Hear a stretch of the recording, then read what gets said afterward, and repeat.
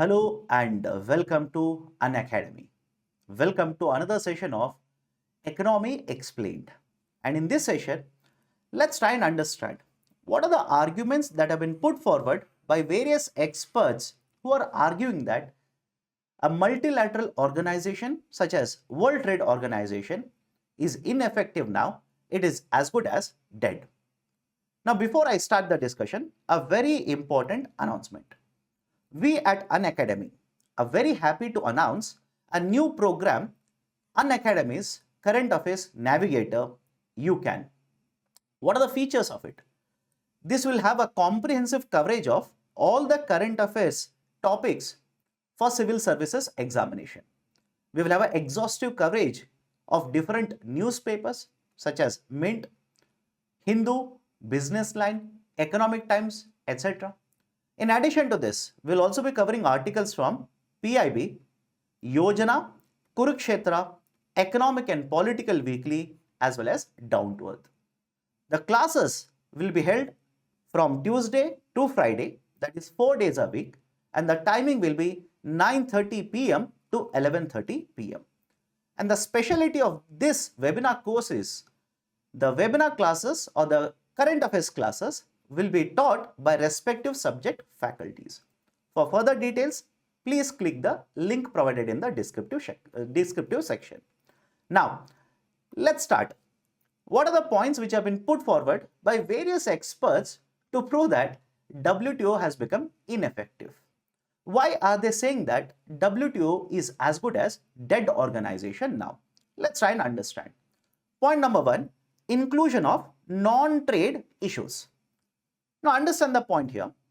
Before WTO, we had one more organization or another organization by the name of GATT, General Agreement in Trade and Tariffs. It was established back in the year 1947 and WTO was established in 1995. The whole idea of promoting GATT as well as WTO was to promote multilateral trade. Because before 1947, the reason why there was a depression in the global market, there was a depression by the way, back in the year 1930, 1929 and 30 it started. One of the reasons because of the depression was found to be the protectionist policies that were followed by various countries and that snowballed and disrupted the whole global market, led to the depression. Now, in order to address the issue of global trade, we initially proposed GATT, limited in the sense it was more focused on trade in goods. But over a period of time, we moved away from the GATT and introduced the concept of World Trade Organization. India has been a founding member of both of them. But the importance of WTO has been that WTO has a wider focus. It is not just focused on goods, that is WTO. It is not just focused on the goods. It is focused on the promotion of services. It is focused on intellectual property, rights, etc. So the focus of World Trade Organization has been much wider, but please understand the focus always has been surrounding trade. It has been around the trade promotion itself. Now, over a period of time, what has been observed is multiple agreements have been implemented, proposed and implemented under WTO, which have to do in order to promote or which have to do more to promote global trade, multilateral trade. But recent times, what has been observed is many countries are trying to slip in, many countries are trying to bring in various issues which doesn't have anything to do for promotion of trade in the global market. For example, many countries are said to be proposing certain agreements related to labor, certain agreement related to sustainability of environment. And India on its part has been very clear and it has stated that whatever proposals are put forward, if these proposals or the countries that will bring in these proposals, if they want support from India, then it has to be a proposal associated with only trade matters. It has to be a proposal associated with trade matters. If it is a proposal to do with anything else apart from the trade, India will not be supporting such a proposal. So what has been one concern raised by the experts is that member countries are not just focused on the trade now, they are trying to bring in non-trade issues as well at the multilateral organization of WTO. That is the first concern which has been raised by experts as well as by India. Second one, there has been no major achievement of WTO in the form of very big agreement or a large agreement. No doubt, WTO has been a forum. It has been a forum for negotiations. It has been a forum for talks between member countries, etc. No doubt regarding that. But if you see what has been the achievement of Ministerial Conference 13, there is very little to celebrate as to what has been achieved under the Ministerial Conference 13. What about Ministerial Conference 12? Yes, no doubt, certain outcomes have been achieved, but nothing to be very happy about. No major agreements have been brought in, which have been accepted by all the member countries and which have been implemented by all the member countries. Absolutely nothing to rave about it. And that has been one cause of concern. Because if you take certain major issues, and trust me, there are a lot of major issues which need to be discussed, which need to be decided in the Ministerial Conference, as Ministerial Conference is the highest decision-making body of WTO. For example, you can think of Indian side, that is interest areas for India, for example, fishery subsidy.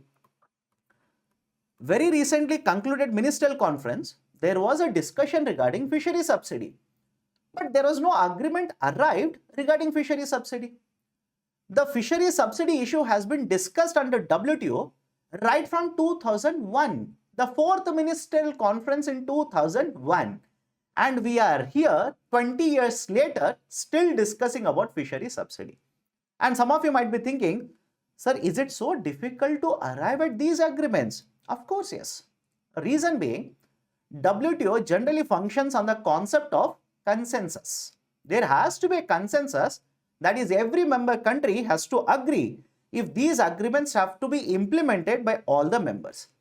Until and unless there is a consensus, these agreements or these proposals will not be accepted, will not become part of Ministerial Conference declaration, hence will not be implemented by all the member countries.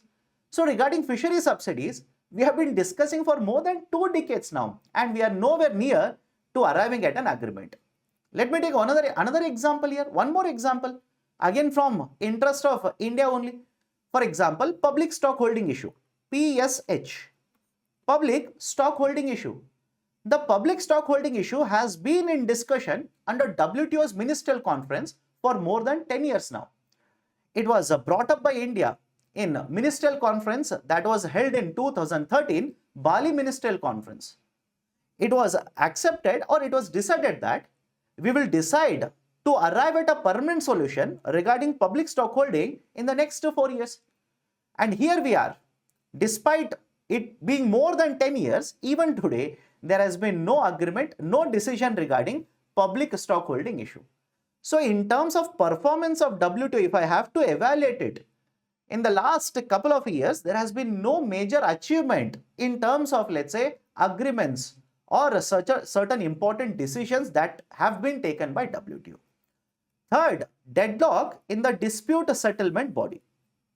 The dispute settlement body, DSB, I'll use a short form now, DSB, dispute settlement body, was considered to be a crown jewel of WTO. Crown jewel of WTO. But what has happened today? Under the dispute settlement body, there is an appellate body, which is supposed to have 7 members. Today, not even a single member is present in the appellate body. And this is happening because USA has not been approving the appointment. It has been opposing the appointment of experts in the appellate body. Now, many of you will ask me, sir, then what do they want? What is the argument of USA? USA simply argues that dispute settlement body has been going beyond what has been provided to it under WTO. Under the rules of WTO, what has been provided, what role has been provided, the dispute settlement body is going beyond that. And because it is going beyond the role given to it, many of the orders issued by the dispute settlement body have been against the interest of USA. And citing that itself, US has been opposing appointment of members to the appellate body. Now, what can happen because of this is, please understand, I said before WTO, there was a system called as GATT. Today we have WTO, and before that we had a system called as GATT. Under GATT, there was only one simple process, that is a body, right? A body will be established, a panel will be established, panel will study the dispute and come out with an observation. And member countries did not have any option of appealing against the findings of the panel under GATT. They were supposed to simply follow it. Whereas under World Trade Organization, if a member country will drag another member country to dispute settlement body, a panel is established. The findings of the panel is not acceptable to one country. They can simply approach appellate body and file an appeal. So there is an additional step to appeal which is provided under World Trade Organization, which was not given under the concept of GATT. So it is stated that USA wants to revert back to the earlier process which was there under GATT, which many of the experts say is not preferable because there is no scope of appeals against the findings of panel. Fourth argument which has been put forward by various experts is multilateralism versus plurilateralism. Now, when WTO was established, the whole idea was, we want to promote global trade. We want to promote global trade. The trade should continue to happen. It should thrive. It should be promoted irrespective of whether the countries are rich, whether the countries are poor, countries are developed, countries are developing. Doesn't matter. The weaker countries trade with the stronger countries should be promoted. That was the whole idea of promotion of multilateral trade under World Trade Organization. And over a period of time, under WTO, many agreements have been introduced, proposals have been introduced, which have been acceptable to all the member countries, and we have implemented and we will continue to implement such agreements. But in recent times, there is a rising trend. I repeat, there has been a rising trend wherein member countries are forming bands, are forming groups, and they are introducing the proposals irrespective of whether other countries like it or don't like it. For example, let me take a current affairs. In the recently concluded Ministerial Conference 13, China introduced a proposal by the name of IFD, Investment Facilitation for Development. IFD, Investment Facilitation for Development.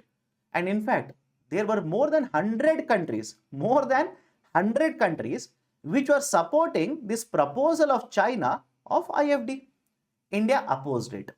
And as already mentioned, the WTO functions on the concept of consensus. Because India opposed it along with another country, this proposal was not accepted as an outcome of Ministerial Conference 30. But again, please understand, this is not the first time that a member country has proposed a plurilateral agreement. Again, please understand, many of you will ask me, sir, what do you mean by plurilateral agreement? Under World Trade Organization, there is a provision called as Annex 4. Under World Trade Organization, there is a provision called as Annex 4. And under Annex 4, member countries are allowed to bring in plurilateral proposals. Plurilateral simply means not all the member countries, some of the member countries want to bring in certain proposal. And these proposals, whoever accepts it, let's say 100 countries will accept it, this proposal will be implemented only in these countries. Now, why did Government of India oppose IFD? Government of India simply stated, point number 1, they are not sure if IFD has got anything to do with trade. Remember this point. Government of India or the representative of Government of India stated that they are not sure whether IFD has got anything to do with the trade. And the whole argument of Government of India has been, we will allow anything to be discussed, anything to be adopted, provided we are protecting our interest and provided it has got anything to do with the trade. If a member country will propose something and it doesn't have to do anything with the trade, then I will oppose it.